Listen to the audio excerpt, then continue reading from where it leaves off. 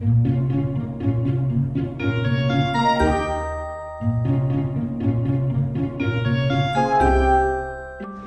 this is the Backlot Express show. My name is Josh. I'm Brittany.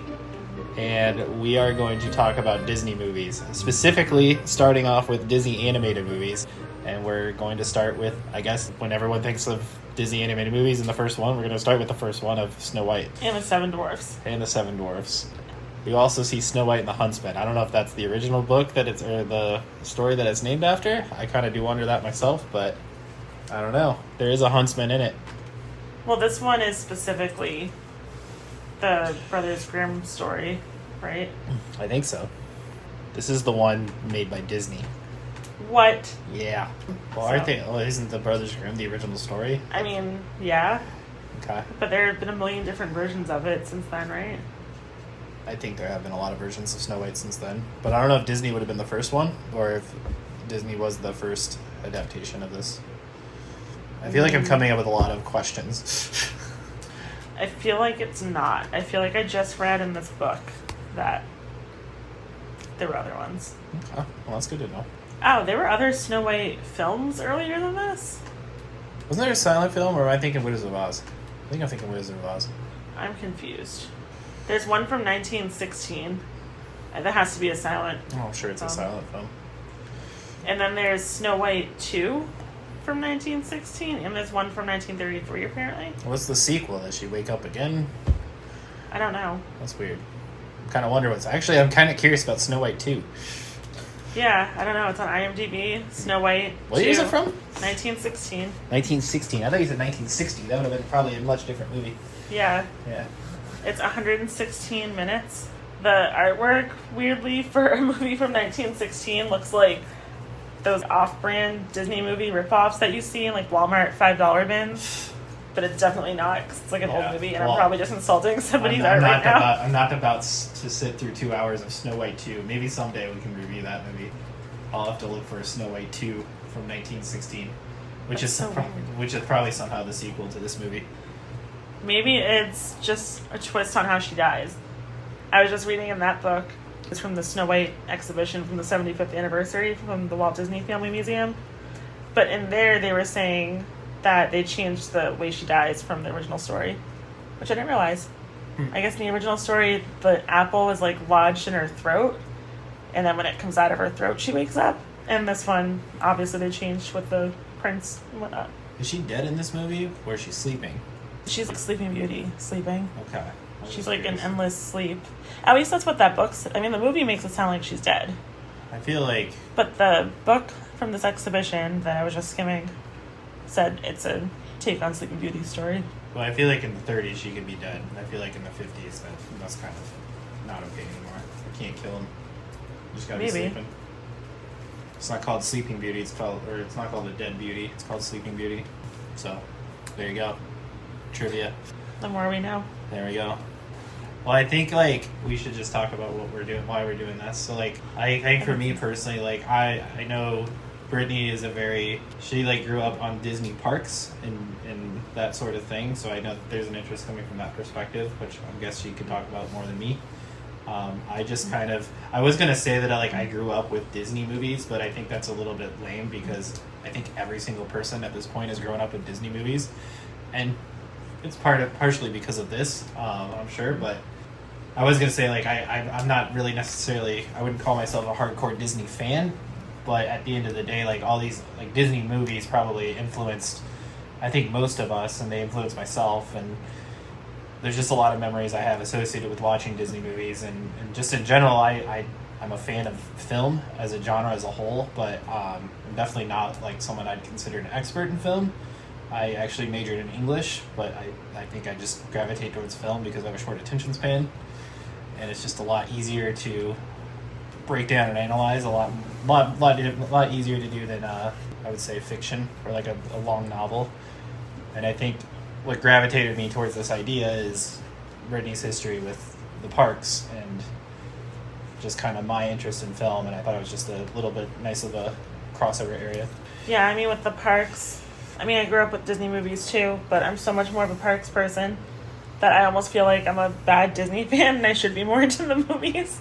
Like, when I think of Snow White, I probably think of the old Magic Kingdom attraction before the movie, which is kind of weird, I guess.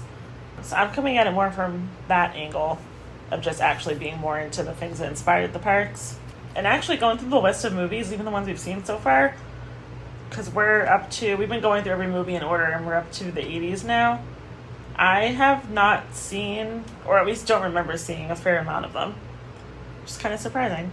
Yeah, no, it's been very just interesting, I think, to kind of, I don't know, it just feels like an interesting area of like pop culture that it's just something that like I think Disney is so influential in everyone's childhood and their growth and just in pop culture in general, especially in the 20th century. And I think just to kind of become more and more familiar with it has been just interesting. And we were also, I don't know if we'll get to this in a later episode or something, but we started watching every movie that was featured on the Great Movie Ride at Hollywood Studios.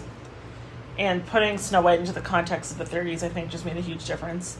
Yeah, I think as we watched older movies, live action movies especially, and you kind of just see how film has kind of developed over the years. Like, we started in the 10s with movies from the Great Movie Ride, and I know I've seen like technically what year was it the Kiss? Yeah, technically in the 18th. So yeah, like, even in that sense, and I've taken like film classes in college and high school, and just kind of watching the development of those films over the years, and just kind of as I've watched a lot of these movies closer, I think it's just kind of fascinating to catch different things and to catch different ways that stories are told, and to really gain an appreciation for certain things, and certain things you just kind of roll your eyes at a little bit, which I'm sure we'll get to some of those moments later on. Pete's Dragon. But yeah, I just think in general, like, just kind of watching the evolution of all of this, I think it's just been just very intriguing to me. And I'm excited to talk about Snow White. I think, like, Snow White, I guess just to kind of get into it, I remember growing up, I'm sure lots of people had those little plastic boxes with the VHS tapes, and I remember my parents having a decent amount of those growing up. I don't remember exactly how many, but Snow White was definitely one of them. And Snow White always had the vibe of like classic Disney movie. Like, it always felt like that to me. Like, it always felt like it was there, it was important. It was never my favorite. And it was never like, nowadays you watch like documentaries on Disney and animation, you watch even like reading in film and realizing that Disney was the first full-length animated feature, at least in the United States. I don't know how that carries on everywhere else, but like, you see that it's not just a classic movie, it's kind of the classic movie that started it all. And just that alone, I think, has made me more interested in the film. I think, though, like, as I've watched more of, like, films from that era, and as we've watched Disney animation kind of unfold, it's really, really given me such a huge appreciation for this movie that I never believed that I never thought I would have. Like, at one point, like, I would argue that Snow White maybe even be my like top 5-10 favorite movies of all time, and it's literally because of watching watching it in its context and that sort of thing. I mean, the first thing I think of with the context of the time is the way the music is used, because I was so frustrated by the time we got like 20 movies into the 30s with how the music had nothing to do with the story. Like, even in musicals from the 30s, like the Busby Berkeley musicals and stuff that we were watching from the Great Movie Ride list, the music is just like a side plot that doesn't matter for the main story, and it drives me insane. So I so much more appreciate Snow White for that, just because what we've seen from the 30s that wasn't done before. And we were just watching the behind the scenes stuff on Disney Plus, and they said that Oklahoma, the musical from 1940, is known as the first time that that's really happened. But I guess Snow White obviously was from 1937, so that was just kind of an interesting point too on that. But even the artwork, like the artwork and the cinematography compared to the other live action stuff from the 30s, I think is completely mind blowing. Yeah, I think one thing that's really difficult to like, it's hard for yourself to, because we've seen everything evolve from that, and like we grew up in that time period when technology and everything is advanced. I think like it's hard to forget that when you're going, like, put yourself back in time, and like nowadays we're kind of spoiled with movies where they can create any image that can possibly be created with CGI and special effects and all that sort of thing.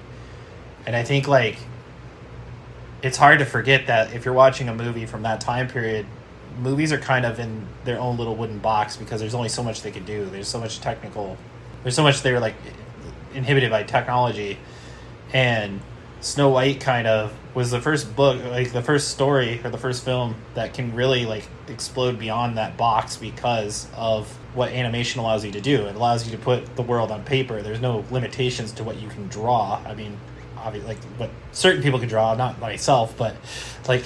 Is there like a specific scene that comes to mind when you think of that with the technology? Because I had one that I was thinking of. Nothing in particular, just the whole universe on how like wide open it is. I mean, you can talk about like when she's going through the woods and the forest and everything looks like it's come to life, and then just kind of the whole as a whole. Like if you watch a lot of movies from that time period, everything is very clearly on like a sound stage or a stage of some sort, and it feels very in a box. It doesn't feel very open. Yeah. And Snow White like shatters that box. It feels so much more open and yes. like real, even though it's animated, and other movies have actual like live humans. Exactly. Which is crazy. Yeah. The scene I was thinking of was the Queen's transformation into the witch. Yes. Because I keep thinking of that in my head in comparison to the Beast at the end of not Sleeping Beauty, at the end of Beauty and the Beast. And like that transformation and like that animation looks cleaned up and more modern, obviously. But I think the way that the Queen transforms in Snow White is almost like more like visually impressive. And that's crazy. Yes. Like it's from the 30s. Yeah, I think there's that. I think even like when she's looking down in the well early in the movie. Oh, with like the water droplets. And just the way the water reflection. droplets are done. And granted, we are watching like a remastered version that's on Disney Plus, so I don't know what it originally looked like. Someday we'll get a VHS player and we'll watch it. But like even knowing that, like there's something about the way that shot looks that you just feel like could not be replicated with an actual camera. Like in the 1930s, the idea of submerging a camera underwater to begin with would be kind of insane. Right. And it's just hard to see that sort of thing duplicated in a live action film.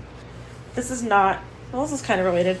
But the other thing I was thinking in reference to the 30s was I love the character design of the Queen. Like she looks like a 30s Hollywood starlet, but evil. She has scary eyebrows. But her eyebrows look like people from the 30s. Yes. Like all of those old movies have like the red lip, the really thin, really arched, curvy eyebrows, and well, even before she transformed to the witch, she looks like evil and angry. But she's like classy like evil. Yeah, she's like 30s classy Karen. Exactly. Yes. Although she's probably like 20, so. Yeah, I don't really know. Isn't Snow White I have no idea. Isn't Snow White like 12? She's 14. She's 14. Yeah. So the Queen's like, she's gonna be like younger than 30. Like I don't know how old she is. She doesn't look real. She's probably it's the 30s. Everybody lived to be like 34. So she was probably like 28. Is there anything else we should cover with artwork and style of it? Well, I think we kind of gone into stuff in general. I know you kind of wanted to list the criteria for how we're kind of judging these movies. Yeah, I was just kind of trying to keep it organized, but it doesn't matter. Yeah, okay, fair enough. We don't know what we're doing. We might edit half of this out, it's fine. Probably. Because the next thing I had was writing, script, and story, and then music, and then emotional stuff. Yeah, I think my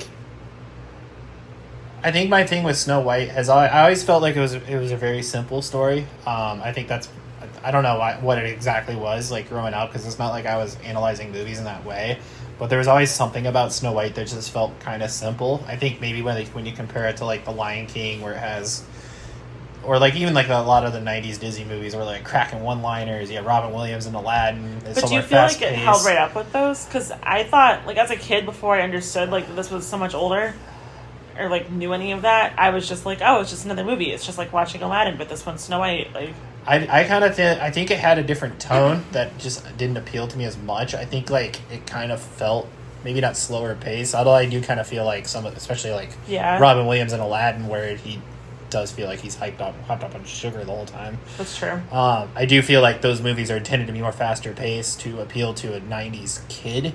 And the 30s Snow White, I think, isn't necessarily meant to appeal just to children. I think it's meant to appeal to a wider audience, just because they didn't really know what they were doing with that sort of animated movie.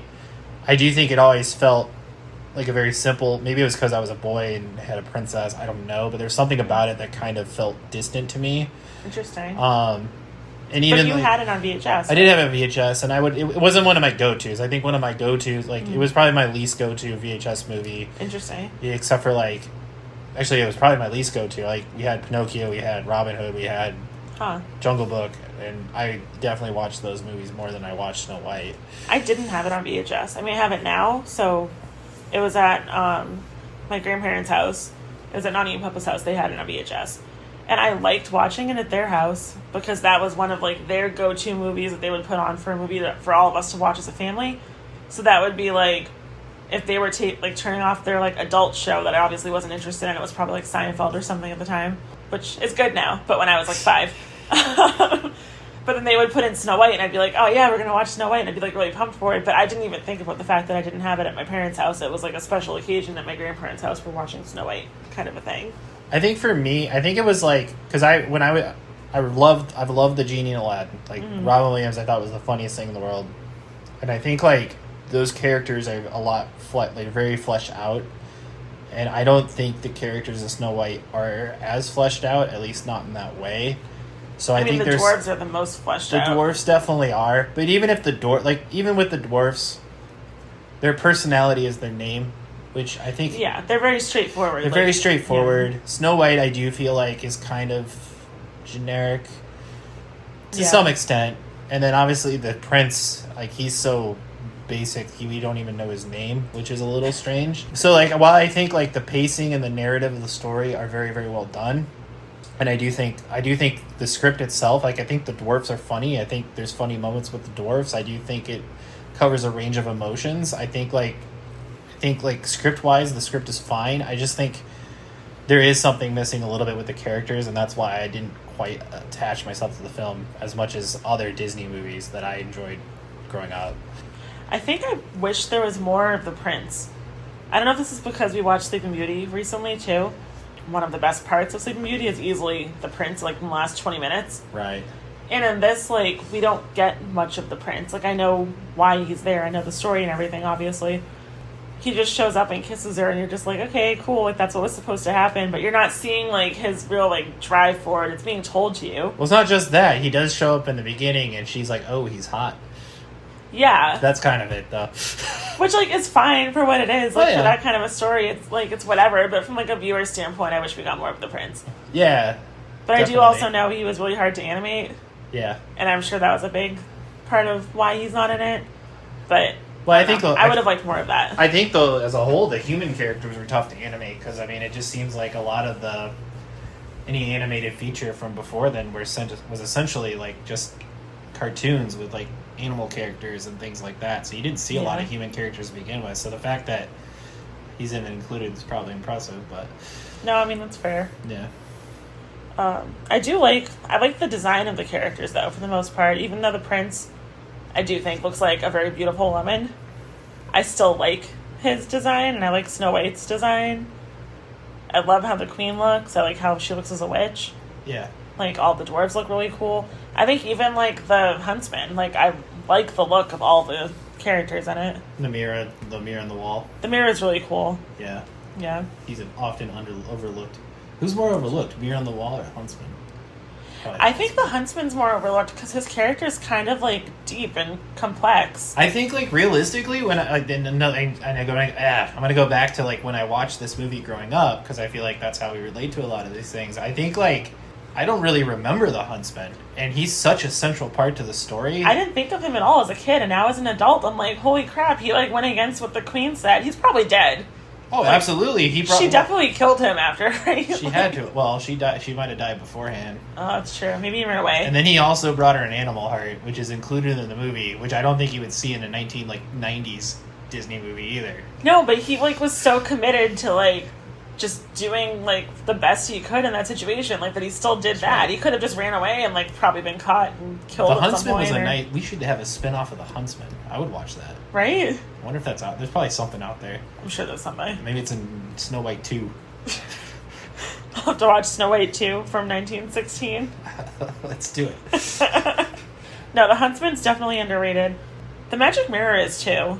Like, as far as that kind of an effect goes. I just think he's not in it that much. Like, I know him more from the parks, I feel like. I think you almost know the Magic Mirror from, I don't know how to put this exactly, but almost from, like, knowing Disney, because he does feel like a classic Disney feel. He kind of feels like this is a totally different, like, level of character, but, like, I think I've seen Pinocchio maybe 5 times in my life, but Jiminy Cricket is so iconic to me. Yeah. And the Magic Mirror feels that way. Yeah, it feels like we almost know the Magic Mirror in its relation to the Queen. I don't know if this is a little bit of a tangent. I don't know if he's been out in any other circumstance, but during my college program at Disney, they had the magic mirror as a character we could meet at like a housing event. And it was the weirdest meet and greet I've ever been to in my life. It was literally a mirror with him like projected on it. I was gonna say, like, how does that work? Is it like a guy dressed as a mirror, or? I don't remember if it talked or if other people were talking for it. I was a little drunk. But somewhere out there, I'll have to find it. It's on somebody else's camera from back then. Somewhere out there's a picture of me being a little drunk next to the magic mirror. And I don't know what else he has been out in the parks. That's really strange. One event. Probably need to be drunk to enjoy something like that. Yeah, I mean, it was him, Hades from Hercules, and I think Maleficent. Okay. It was weird. It was an odd bunch of villains and then the magic mirror, but I don't remember the queen from Snow White being there, so that was kind of odd. That's a little bit weird. Yeah. So one time, that happened. Fair enough. But otherwise, I always think of him Fantasmic. Okay. So that's like where I think of him before the movie. I mean, I only really think of him from the movie. That makes sense. But yeah, I think honestly, the scene where she's in the once she gets scared from the it's after the hunt, she confronts the huntsman. That's terrifying, that scene. Well, when after she confronts the huntsman and she gets back into the woods and she's going through the woods all disoriented and all the trees are turning to life and like everything, not turning to life, but they all start to look like very scary creatures, like the trees. You have the logs turn into alligators. That used to scare me so much as a kid. Well, I honestly don't remember it that much as a kid because I have a weird relationship with that movie. But watching it as an adult, I really, really like how not black and white that scene is. I feel like that's a scene, if we watched that in the 1980s, 1990s, 1970s Disney movie, it would have been very cut and dry what was going on there. I do think that was intentional because I was just looking at the concept art for that scene in this book. And a lot of the original concept art they went with was much more intentional. It was like, if you've seen the Snow White ride at Disneyland Paris, like we just watched the video of that, where the trees were literally like actual trees with faces and arms.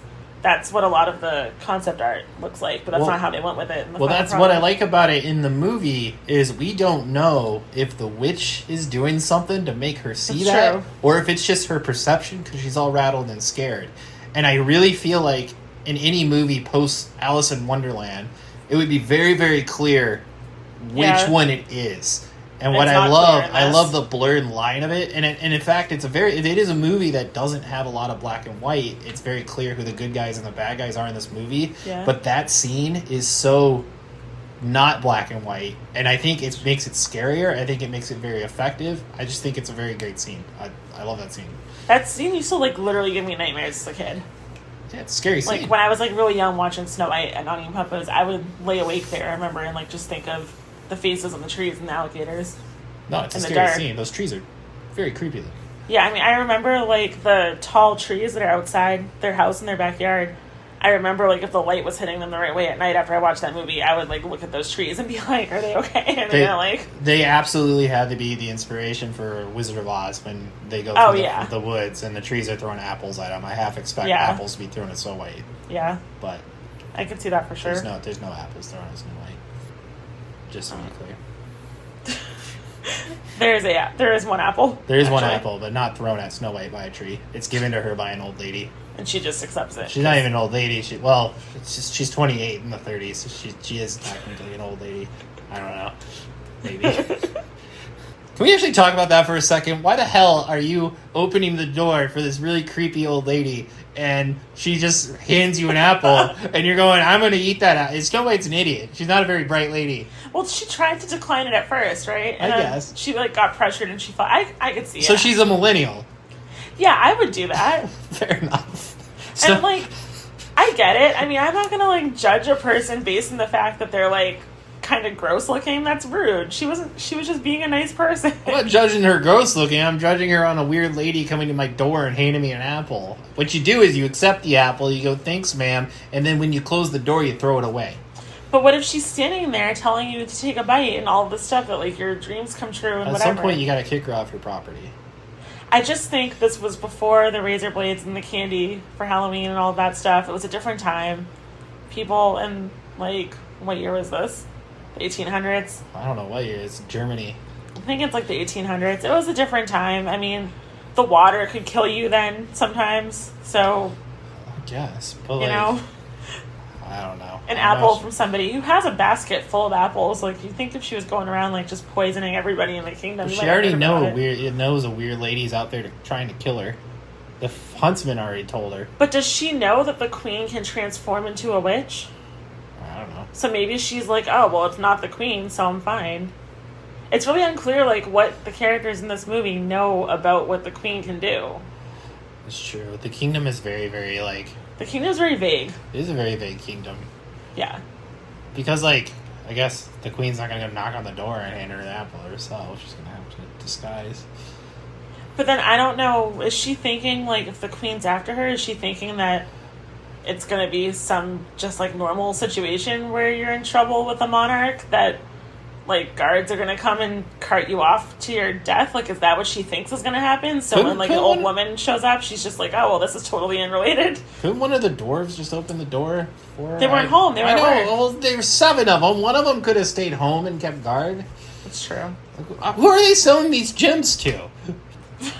They collect these gems. What do they do with the gems? That is a valid point. I don't know. We never see a town. We never see, like, a center of commerce or anything. We're like, how expansive we keep saying this is with the forest and the cottage and the castle. Who else lives here?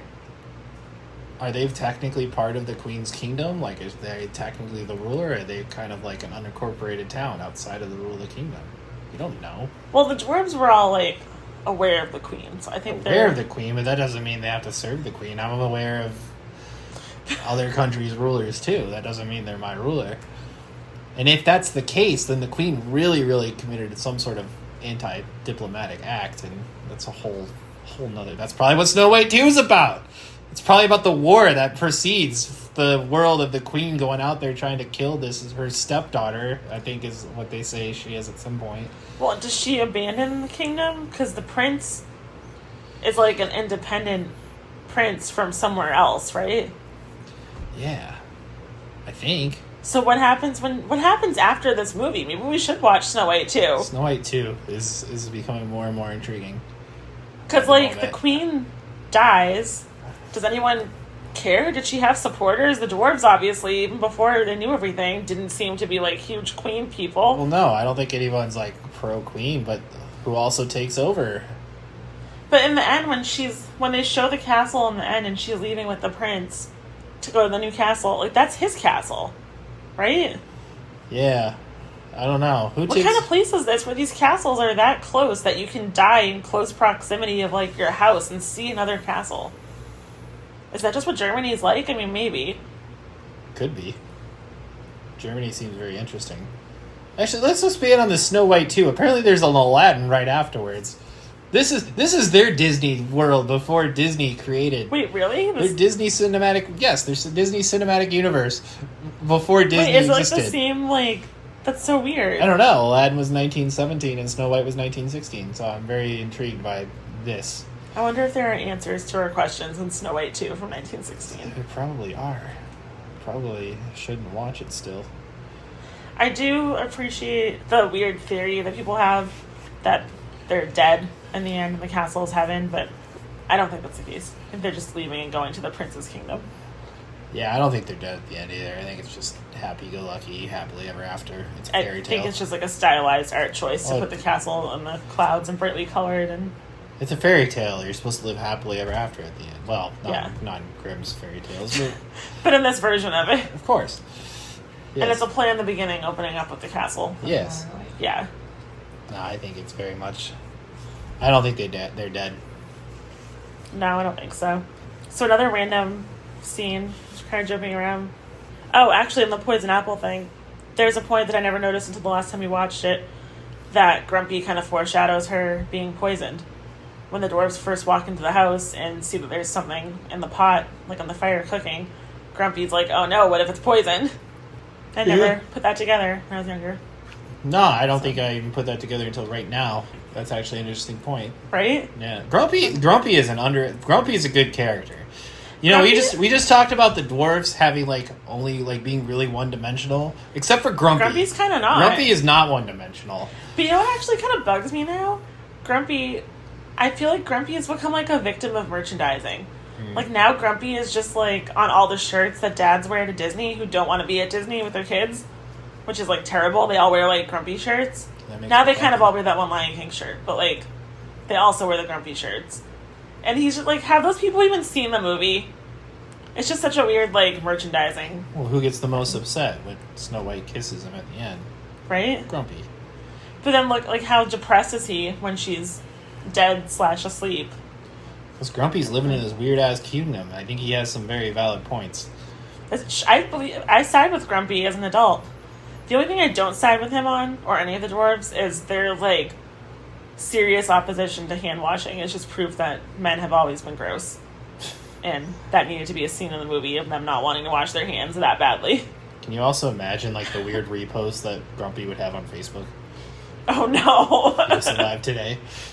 Yeah, we should keep Grumpy Like, we should in just that keep movie Grumpy, in that time period. Just keep Grumpy away from the computer. Yeah, Grumpy doesn't need social media. Grumpy doesn't need to learn social media, or else he'll be reposting every Fox News meme you could possibly find.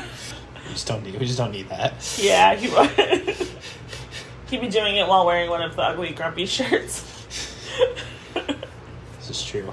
What do you think about the music in Snow White? I think the music in Snow White is...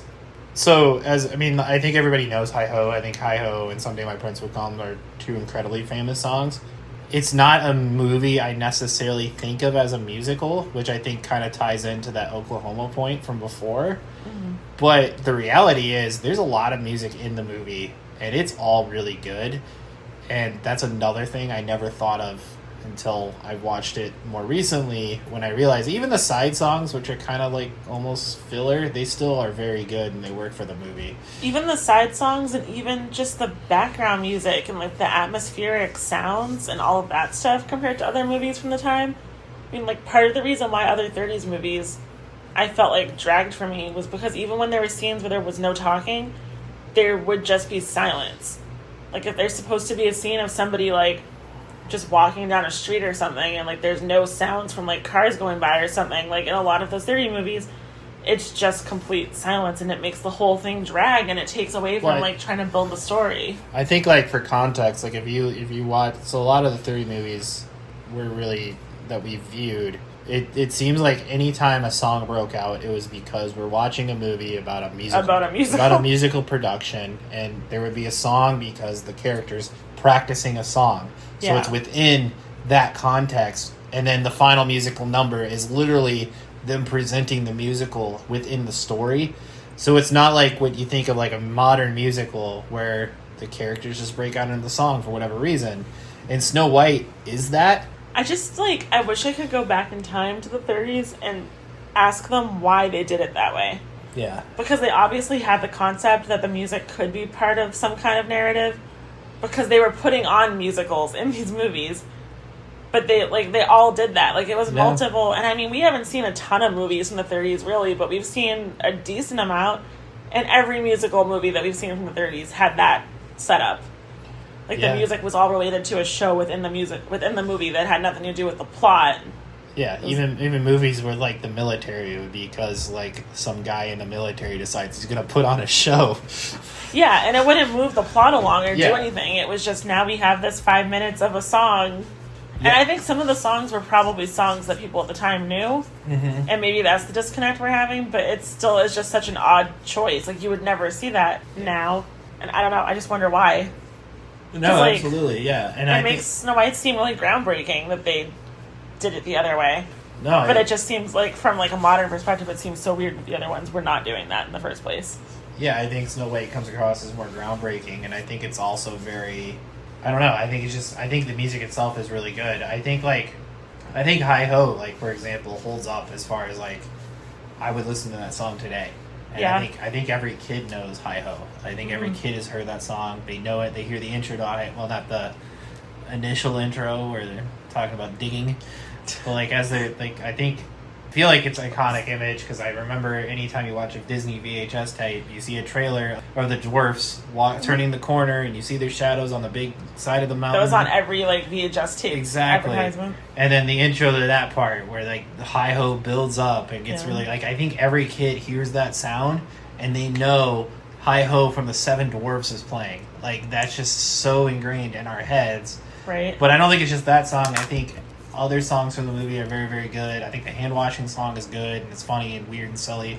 The hand washing song is interesting because I always like, when it comes on, I'm always like, oh, this is like the bathroom break song. But it really isn't. It like kind of is in comparison to the other songs, but it's not actually bad. Like, I don't actually like want to skip it. Well, hopefully when you take your bathroom break, you wash your hands, because that's what the song is saying. That's true. Yeah. I wash my hands anyways, so I'm ahead of the game here. Good for you. You're not a dwarf. I think dwarfs wash their hands. It's just these ones. Well, these 7 don't. It's not all dwarfs. Which is really gross because they work in the mines. Yeah, they have like a particularly terrible job for people who just don't want to wash their hands. Yeah, that's true. I don't know. I just like the assumption that Snow White assumes men are gross. Because they're not children. That's like a trope when you have like children in this kind of movie, that the kids need to like wash up before dinner. But these are grown men who came home from work, and she's like, no, you guys are gross. Well, these are grown men. They're like old and have little big white beards. They're at least 32. They should be very capable of washing their hands. One would think so. But they need Snow White to tell them to do it. They need a 14-year-old to tell them. It's true. Maybe that's the key. Right? I feel like we're missing a song. Well, I think... Oh. Yeah, but there's like the Wishing Well song in the beginning, but that kind of... The Whistle While You Work. That's another... Honestly, Whistle While You Work. It's a really good song. Kind of an underrated, well-known song. Yeah. But I think it's a song that everyone kind of just knows. I don't know. It's one of those songs like When You Wish Upon a Star, which is obviously like a much bigger song than that. But it's been used for so many other things, I think, that you don't even think about it. It's been in like commercials. Yeah. It was on like an old like Disney, I think it was a Disneyland sing-along tape from the 90s of like the characters on Main Street like putting clothes and plushes and stuff away at the Emporium. Like that song's playing. Well, maybe that's a video we can review at some point. The sing-alongs from the 90s? Sure, why not? Oh boy. Oh boy, that'll be exciting. I mean, we've covered most of the criteria I think we wanted to talk about. It's just the like emotional, did you feel invested in it type stuff that we haven't gotten to. So it's a movie that I think as a kid I was always like, it's a fairy tale. It is what it is. It feels like a fairy tale is supposed to feel. Not bad. Just as a kid, fairy tales always felt kind of classic. They felt like kid stuff. Mm-hmm. As an adult, you really realize the ringer of emotions that the movie puts you through. It's funny. There's times that I think some of the humor holds up. I think some of the humor is funny now in 2023. Yeah, I agree. There's scary, like when she goes to the forest. I think that's terrifying. There's sad when she dies at the end. There's happy, obviously, when she's brought back to life. I think like it's a movie that really, and emotions are a very important thing when it comes to any sort of artwork, in my opinion. And this movie does kind of run you through the gauntlet, and it's again to compare it to more modern Disney movies. How many movies put you through the ringer like that? Not a lot. There are obviously ones that do, but Snow White kind of hits everything. It does hit everything, and I'm just so impressed by the way the emotional scenes are built up. Like when the queen is coming, she's coming as the witch with the apple, like the animals all know something's up. Like, they're not, like, super invested. They, like, showed up and, like, helped her in the forest and stuff, but they're not really, like, following exactly what's happening with, like, the queen and the apple and all that. But, like, they start acting all kinds of weird. And, like, including a bluebird. Yeah, that's true. You should introduce your bluebird theory. Well, there's a bluebird in every Disney movie. This is my theory. There are multiple bluebirds in Snow White. There's, like, a family of bluebirds. That's right. But even, like, when the huntsman's, like, sneaking up behind her, like, that scene is building up so much suspense that, like, yeah, existed in other movies at the time, but different kinds of movies. Not, like, this type of, like, family movie with this type of a story. Like, when that was happening in other movies in the 30s, it was, like, action, like, mob, like, those kind of movies. From what we've seen, at least. I'm sure there are other movies that we haven't seen, but, like... I mean, I think it's a rare movie that can even hit on all the different emotions in the way that Snow White does, period. Like, not even just comparing it to the 30s, just movies in general. Like, yeah. I think I can literally think of a scene that hits almost every emotion you can think of. Like, I think anger. Like, why is this witch angry at Snow White to the point where she wants to kill her? Like, it's so absurd. It makes you mad because... Well, I think that's my biggest gripe with Snow White, is that there are a lot of little pieces like that I'm like, okay, now I'm invested and I'm really into the story and I like this. But now I want to know more. Like, you're telling me that she's this angry and she wants to kill her, and, like, that's... Like, just accepting that kind of isn't enough at this point. Like, I'm not invested. Well, yeah, it feels like there's this bigger universe outside of the world of Snow White that we don't get much of, except for probably in Snow White 2. Yeah, I mean, I guess we have to watch Snow White, too. I'm glad there hasn't been an actual Disney sequel of this. That would make me really upset, honestly. I think there was one in 1989. There's a sequel to Snow White? I thought there was. There's no way there's a sequel I think. to Snow White. Well, never mind. I mean, I know you're there's, right. like, the live-action remake coming out. There's whatever this Happily Ever After is. I thought that was Disney. I don't know what the crap this is. What's Happily Ever After? 20th Century Fox. What's it look like? Do you have a picture of it? It looks like this. Oh, that does look like a Snow White ripoff. Oh, it looks very clearly Snow White ripoff. That's the Walmart bin movie right there. Yes, that's absolutely that. If you've watched Happily Ever After, can you, if there's comments on wherever you're listening to this, can you comment with what it was like? Because I'm curious, but I'm not curious enough to watch it myself. Oh, well, did you feel happily ever after at the end? Yeah, because I know they're not dead. It might be at the end of this one. It's true. We'll have to see what the 1916 version has to tell us. Coming up next, we review 1916 Snow White 2. What's actually next? The next movie, wouldn't that be Pinocchio? I think so. Yeah. I think Pinocchio and then Dumbo, right? Yeah, Pinocchio should be the second one. And Brittany's Italian, so that'll be interesting. Yeah, that'll be fun. Yeah, we have Pinocchio, then Fantasia, and then Dumbo. And then we're going to do a DCOM. So, good stuff. DCOM. A Disney Channel original movie. Oh, well, that'll be great. Yeah. And its remake. Ooh. So, How I don't about know. that? Yep. Do you have anything else to say about Snow White? Snow White, very good, holds up.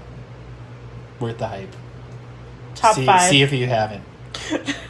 Sorry for spoilers if you haven't. It's just been like almost 100 years, so Yep, I didn't feel like we needed a disclaimer on that. it's fair. I feel like we should end with Rip Toots. Rip Toots. Rip Toots. Bye. Bye.